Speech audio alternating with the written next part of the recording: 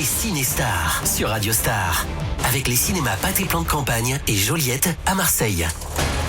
Cinestar avec Kevin. Bienvenue sur Radio Star. Comme chaque semaine, vous le savez, on retrouve notre spécialiste Kevin pour Cinestar. Salut Kevin, comment ça va ? Salut Émilie, au top et toi ? Très très bien. Tu vas nous présenter aujourd'hui 2 films, puis évidemment ton coup de cœur. Le premier film, c'est un thriller psychologique vertigineux tiré d'une histoire vraie. Exactement, ça s'appelle l'affaire Zanetti. Et cette histoire vraie, c'est celle de cette femme condamnée pour un crime dont elle dit ne presque rien se rappeler. 10 ans plus tard, un professeur criminologue de renom rouvre son dossier.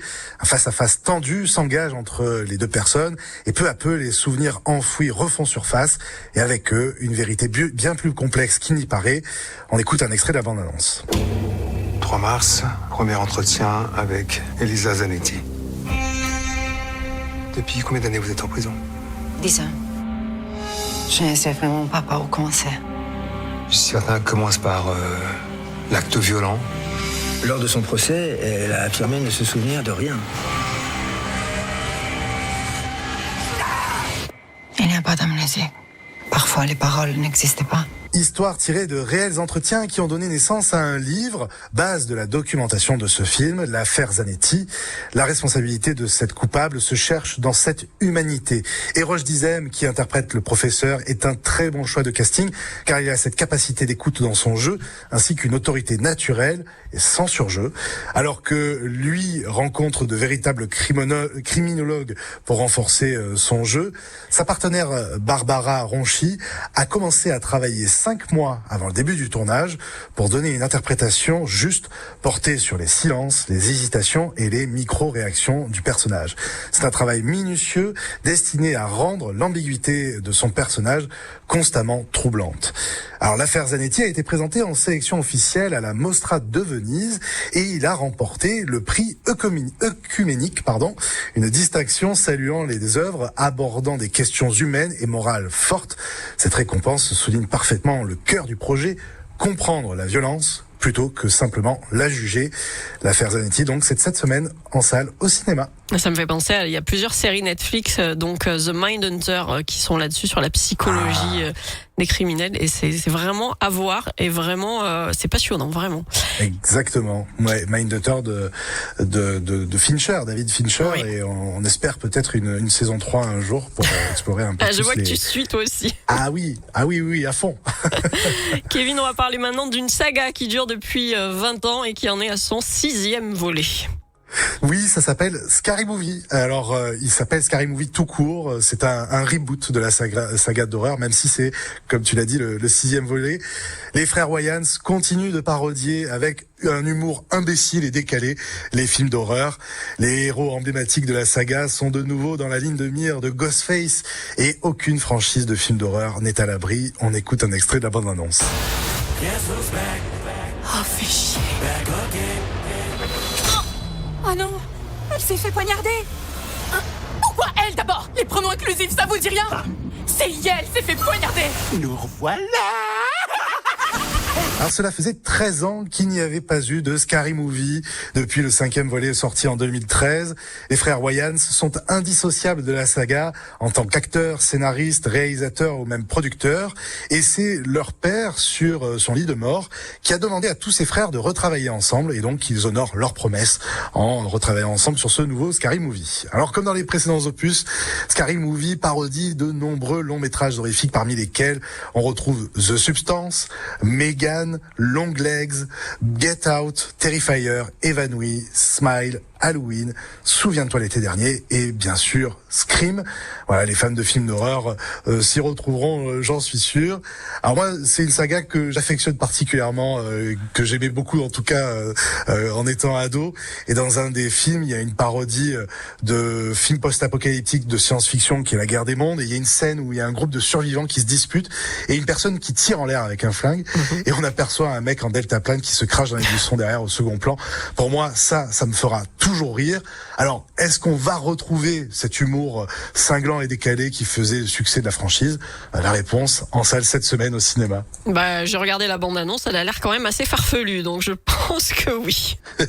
Je crois aussi. Merci Kevin, on va faire une petite pause et puis on revient juste après avec ton coup de cœur.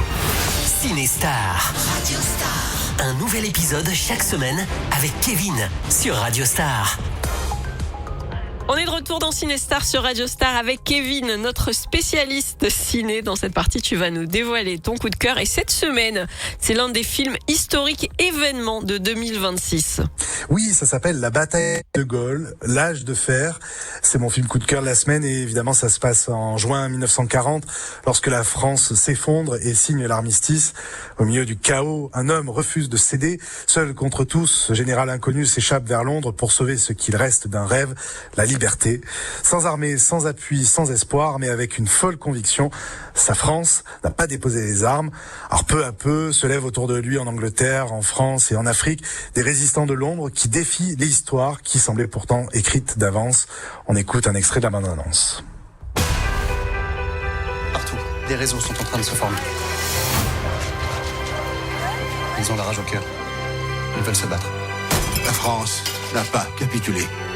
Vous n'êtes pas la France! Nous sommes la France. Vous, nous.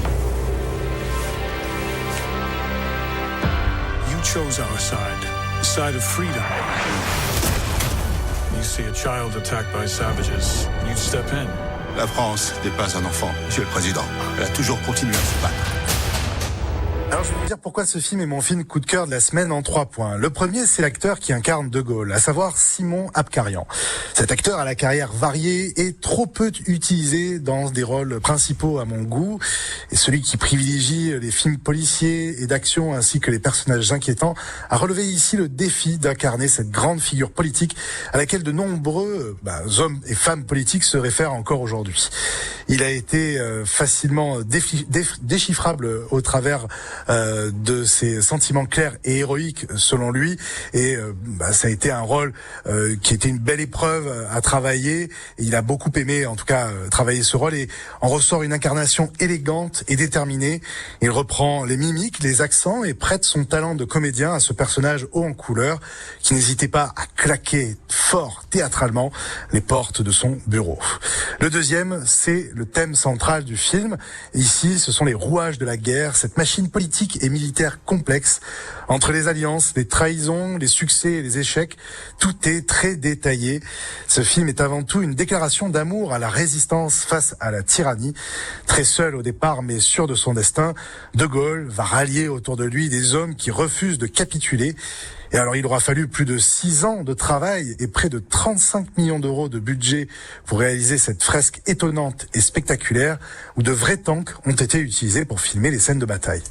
Et enfin, mon troisième et dernier point, c'est que ce film a été fait pour les jeunes générations. Les adolescents d'aujourd'hui se sentent impuissants par rapport aux grands événements du monde, face à des forces agissantes qui les dépassent, qui même nous dépassent toutes et tous collectivement. Ici, il est question d'espoir, de détermination, et cette détermination, on la doit à un homme, oui, mais aussi de tout un peuple et un pays. Alors je suis certain que de nombreux professeurs emmèneront leur classe au cinéma voir ce film, La bataille de Gaulle, l'âge de fer, qui est le premier volet d'un diptyque consacré au célèbre général français. La seconde partie, qui s'appelle J'écris ton nom, sortira en salle dans un mois, le 3 juillet. Mais ce qui est étonnant, moi j'ai vu la bande-annonce, c'est que Simon Abkarian, foncièrement, il ressemble pas à De Gaulle sur le plan physique, mais avec son jeu d'acteur, c'est assez bluffant.